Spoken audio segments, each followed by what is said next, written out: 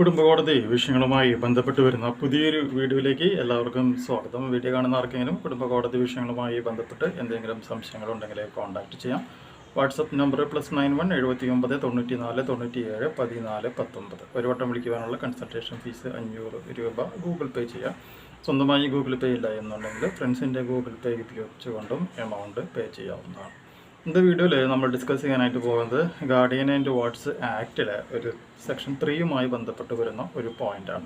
അതായത് പലപ്പോഴും പല ആളുകളും ഫോൺ വിളിക്കുമ്പോൾ ചോദിക്കുന്ന ഒരു ചോദ്യമാണ്, ഭർത്താവിൻ്റെ സമ്മതമില്ലാതെ അല്ലെങ്കിൽ ഭാര്യയുടെ സമ്മതമില്ലാതെ കുട്ടികളെ വിദേശത്തേക്ക് കൊണ്ടുപോകാനായിട്ട് സാധിക്കുമോ, അതിന് കോടതിയുടെ ഉത്തരവ് അത്യാവശ്യമുണ്ടോ തുടങ്ങിയിട്ടുള്ള കാര്യങ്ങൾ ചോദിച്ചുകൊണ്ട് ഒരുപാട് ആൾക്കാർ വിളിക്കാറുണ്ട്. അപ്പോൾ അതിനെല്ലാവർക്കും കൂടിയിട്ടുള്ള ഒരു കോമൺ ആയിട്ടുള്ള ഒരു ഉത്തരമാണ് നമ്മളിന്ന് ഈ വീഡിയോയിൽ ചെയ്യാനായിട്ട് പോകുന്നത്. അപ്പോൾ നമ്മുടെ ഹെഡിങ് ഇങ്ങനെയാണ്: saving of jurisdiction of കോർട്ട്സ് of wards and chartered high courts എന്നുള്ളതാണ് നമ്മുടെ പോയിന്റ്. അപ്പോൾ എന്താണ് അതിൽ പറഞ്ഞിട്ടുള്ളത് എന്നുള്ളത് ആദ്യം പറയാം, അതിനുശേഷം നമുക്കതിൻ്റെ എക്സ്പ്ലനേഷനിലേക്ക് പോകാം.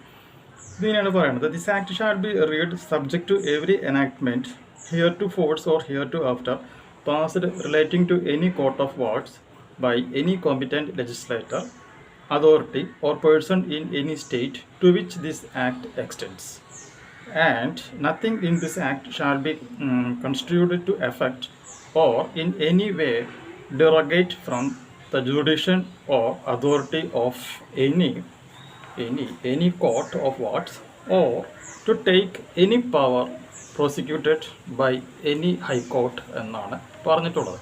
നിയമം അങ്ങനെ പറഞ്ഞുള്ളൂ. എന്താണ് സംഭവം എന്നുള്ളത് ഒരു കേസ് വെച്ചുകൊണ്ട് എക്സ്പ്ലെയിൻ ചെയ്യാം. ഇത് 2012 കേരള ഹൈക്കോടതിയിലെ ഇതുമായി ബന്ധപ്പെട്ട് വന്നിട്ടുള്ള ഒരു കേസ് ഉണ്ടായിരുന്നു. അതിങ്ങനെയാണ്: ഭാര്യയും ഭർത്താവ് അവർ തമ്മിൽ ഡിസ്പ്യൂട്ട് ആകുന്നു. ഭാര്യയുടെ സമ്മതമില്ലാതെ ഭർത്താവ് കുട്ടീനെയും കൊണ്ട് വിദേശത്തേക്ക് പോവുകയാണ് ചെയ്യുന്നത്. സോ കുട്ടീനെ കാണാനില്ല എന്ന് പറഞ്ഞുകൊണ്ട് അമ്മ ഇവിടെ വിഷമിച്ച് നടക്കുന്നതിന് ഫലമായിട്ട് അമ്മ കോടതിയിൽ ഒരു കേസ് ഫയൽ ചെയ്യാണ്. ആ കേസ് കണ്ടതോടുകൂടി ഹൈക്കോടതി എന്ത് പറയുന്നു, പലതരത്തിലുള്ള ഓർഡറുകൾ, അതുപോലെ തന്നെ സ്പെറ്റ് ഓഫ് ഡിറക്ഷൻസ് ഇതെല്ലാം ഭർത്താവിന് കൊടുത്തിട്ടും ഭർത്താവ് ഇത് ഒന്നും തന്നെ അനുസരിക്കാത്ത ഒരു സാഹചര്യം വരികയാണ് ഉണ്ടായിട്ടുള്ളത്. ഇതിനെ തുടർന്ന് കോടതി എന്ത് ചെയ്യുമെന്ന് വെച്ചിട്ടുണ്ടെങ്കിൽ ചില ഡിറക്ഷൻസ് കൊടുത്തിട്ട് ഇയാളെ നാട്ടിലേക്ക് കൊണ്ടുവന്നു. ആ ഡിറക്ഷൻസ് എന്താണ്, അതെങ്ങനെയാണ് കൊണ്ടുവന്നത് എന്നുള്ളതൊന്നും നമുക്ക് പറയേണ്ട ആവശ്യമില്ല. കോടതി ഇടപെട്ട് കഴിഞ്ഞാൽ വിദേശത്തുള്ള അച്ഛനും കുട്ടിയും എന്ത് ചെയ്യണം, നാട്ടിലേക്ക് എത്തിക്കാനായിട്ട് പറ്റും. അങ്ങനെ എത്തിച്ച് കഴിഞ്ഞതിന് ശേഷം 5 ലക്ഷം രൂപയാണ് ഇതിനു വേണ്ടിയിട്ട് ഈ പറയുന്ന നടപടികളെല്ലാം ചെയ്തതിന് കോടതി ഭർത്താവിൽ നിന്നും ഫൈനായിട്ട് മേടിച്ചിട്ടുള്ളത്. കൂടാതെ കണ്ടംപ്റ്റ് ഓഫ് കോർട്ട്സ്, കോടതി അലക്ഷ്യ കേസും ഈ ഭർത്താവിനെതിരെ നമ്മുടെ കേരള ഹൈക്കോടതി ഫയൽ ചെയ്യുകയും ഉണ്ടായിട്ടുണ്ട്. ഇപ്പോൾ ഭാര്യ ഭർത്താവിനെതിരെ കൊടുത്ത് കുട്ടീനെ ഹാജരാക്കാൻ പറഞ്ഞ കേസാണിത്.